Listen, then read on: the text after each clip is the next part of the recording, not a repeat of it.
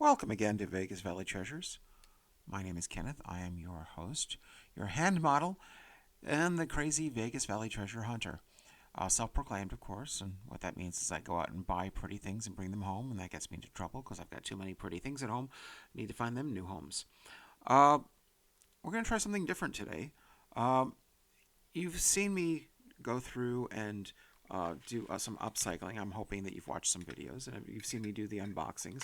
But one of the things that I do from time to time is take a little time out and just match some stuff up. What I mean by that is, well, I wind up with pretty little pieces like this, which are just charms, and they need a home. And I've always got lots of naked chains that are lying around collecting dust like these that need something to go on them. So we match up A to B and we've got something beautiful. Just like that. So, okay, so in this case, you can see we're just going to open up the chain for the correct orientation. And I might just do one more piece of the puzzle.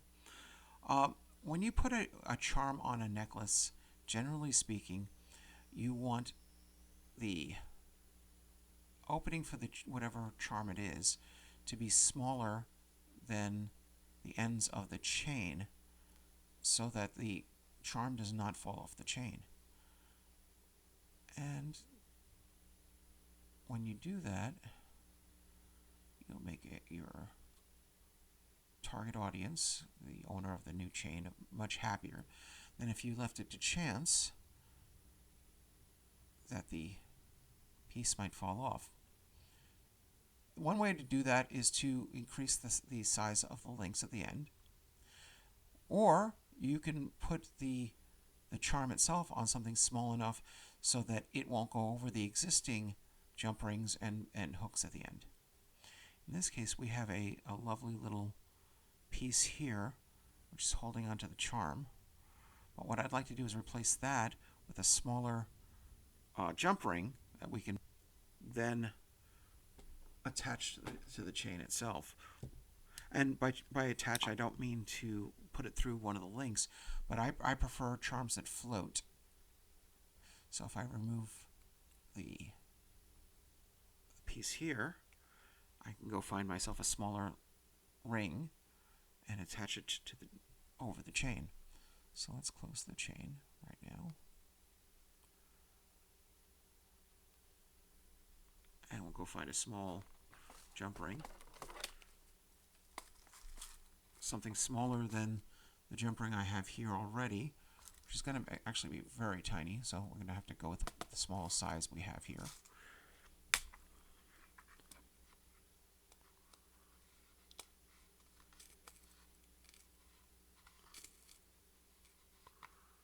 Sorry, I'm digging in so many times. It's after all the playing I've done with my little pointer slash screwdriver slash magnet, my little pliers have become slightly magnetic, enough to pull pieces up. Okay, so yeah, so this is going to be just needs to be slightly smaller than the length that's there. I'm not sure if that will do it, but we'll try. And we'll put the charm on the jump ring, and we'll close the jump ring.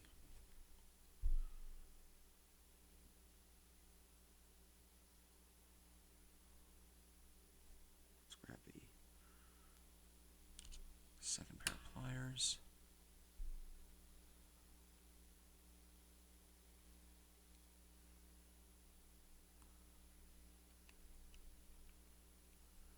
And just like that, it's now on the chain. It's floating nicely.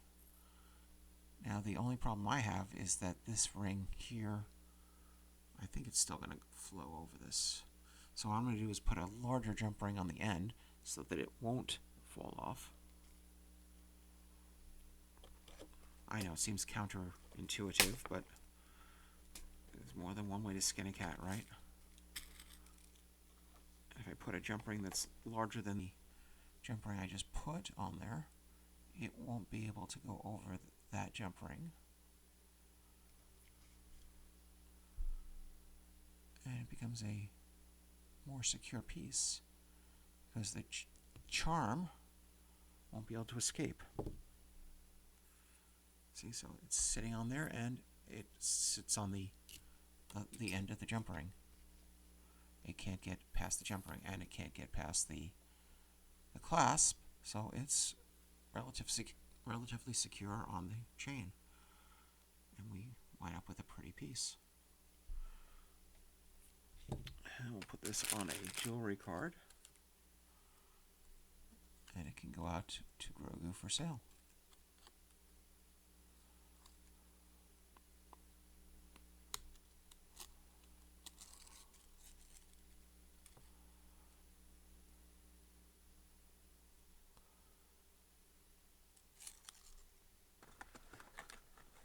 And honestly, I can add any. Well, it won't look great if I add a ton of jump rings, but if I can add one or two jump rings to the end of a piece without affecting it in any harsh manner. For two reasons. One, it just looks like a part of the natural closure, but more importantly, the charm itself is floating on the chain, so I don't have to worry about its position. It will center itself.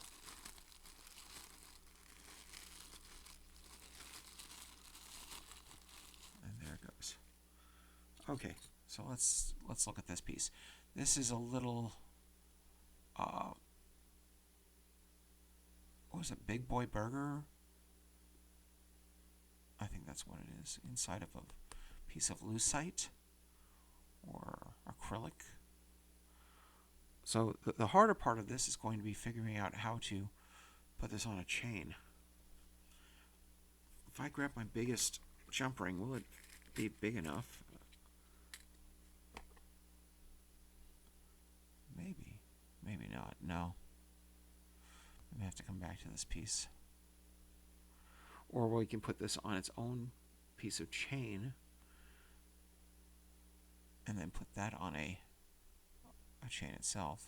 Let's see, can we get this inserted over through the jump ring? I don't think so. I think it's too large. Okay. Do I have anything larger? I'd have to check my scrap bucket and my extras. But maybe. Yeah, we'll come back to this piece. Okay. Let's see you. Okay, so we got this little cute poodle, which is gold tone. Let's grab another gold tone chain. Not all the gold chains at once, but just one, please. Thank you. And we're going to do the same thing we just did with the other piece. We're going to grab a couple of jump rings, one tiny one and one larger one.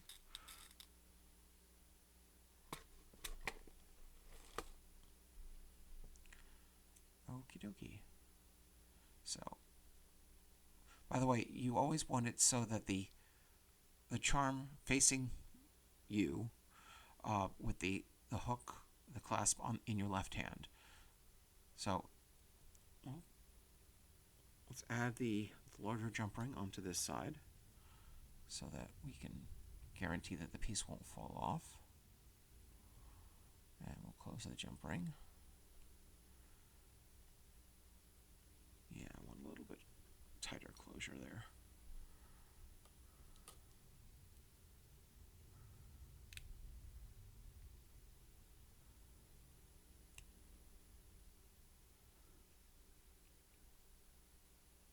There we go. And I'm going to put this on the jewelry card right now so you can see what I mean. So when I put this together,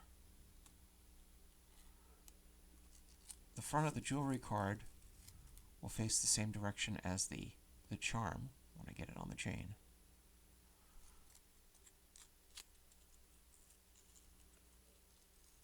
That's how we want to orient it.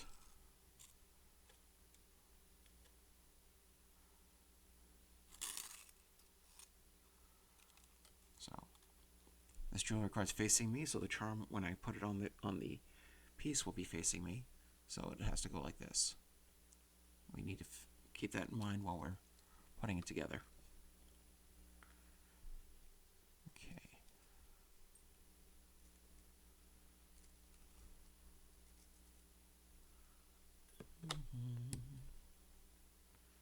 This might be a short video.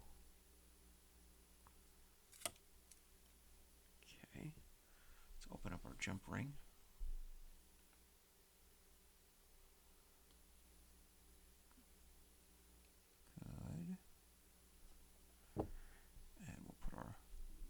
Charm on the ring, and then we put the ring over the chain, and then we close the jump ring.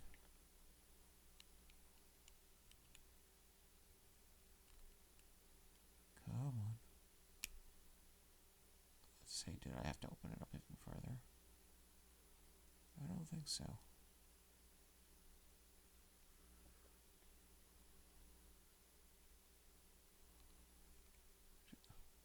Okay. Now once again, here's my chain.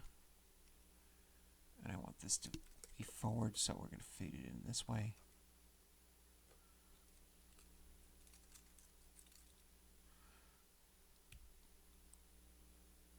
By the way, there's no sin in making a mistake. You're just going to have to do it again if you make the mistake. Or if in this case you drop and lose the jump ring, you're going to have to find another jump ring and start again. Or find the jump ring, which we just did. Okay, good. Oh, I love doing my job. It's so much fun. Sometimes it drives me crazy, and sometimes it's absolutely wonderful.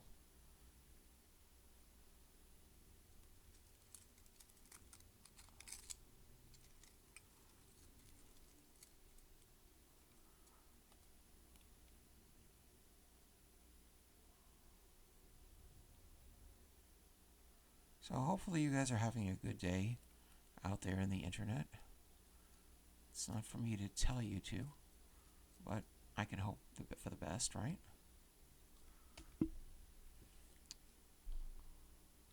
Sometimes all you need is a little hope. And when you're done, everything works out just fine.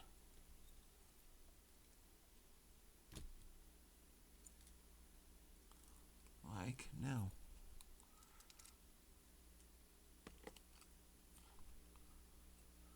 Did I orient it right? I think I did. Look at that. And we got our little poodle on the chain. I think it's ready for its exit. So let's throw you in a baggie and put you out to Grogu for future sale.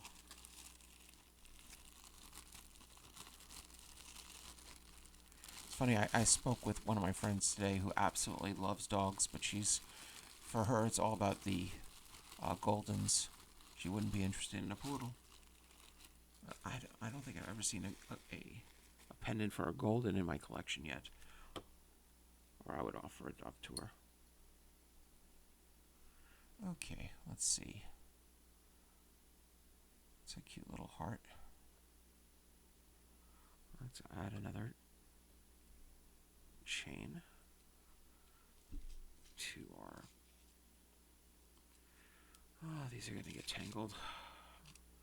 I hate when things get tangled. That means I have to spend time to untangle. So, this heart, front and back, are both very intricate and detailed and all that. So I really don't have to worry too much about orientation. I just really need to worry about getting it on the chain so it's secure. So I'm going to remove this large jump ring. I'm going to find a smaller one. So we'll grab this size, and we'll grab a larger jump ring to add to the end again so that it doesn't fall apart.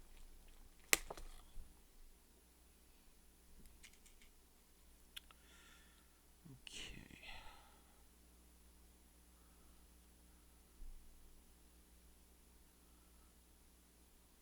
Open up our jump ring, feed it through. Make sure we're oriented correctly. Well, it doesn't really matter how we orient this one, as we just said. So I'm not going to worry about it. And we'll close our jump ring here.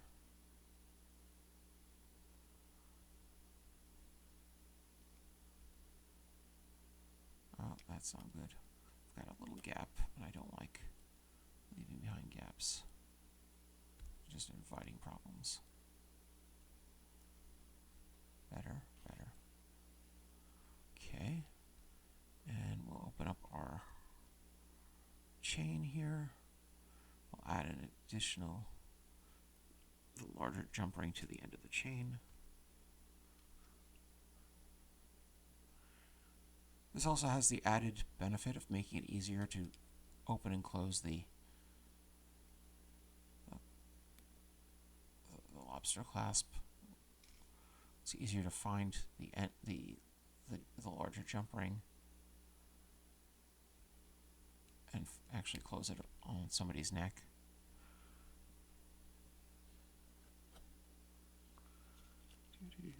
So it won't fall off this side. It won't fall off the other side because it's a larger jump ring. Let's just prove that out real quick. See? Oh, no. There we go.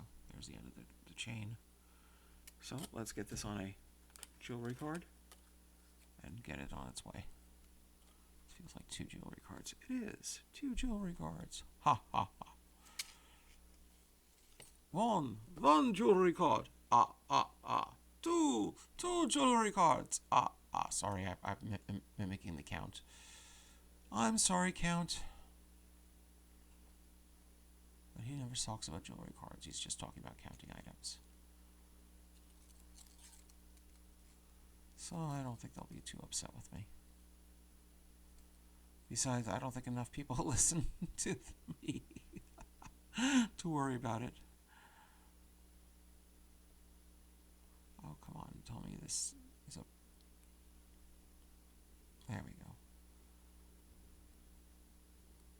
And we've got it. And...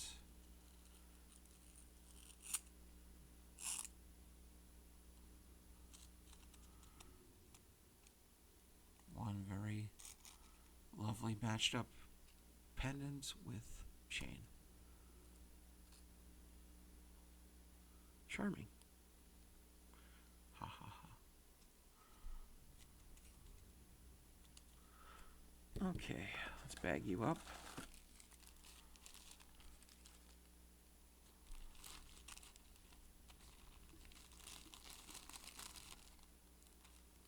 So I know this wasn't a lot of work and a lot of time that we spent on this one, but it is part of what I do. Every once in a while I've got to find homes for the stray charms that appear, or prepare for them to find homes, if nothing else. So I hope this was fun for you. If you like the videos that I'm creating, please like and subscribe. If you need any jewelry, come visit us at whatnot.com or the Whatnot app and search for Vegas Valley Treasures, one word, Vegas Valley Treasures. And as always, I am Kenneth. I am your host, your hand model, and the crazy Vegas Valley treasure hunter. And as always, enjoy your jewelry. Bye-bye.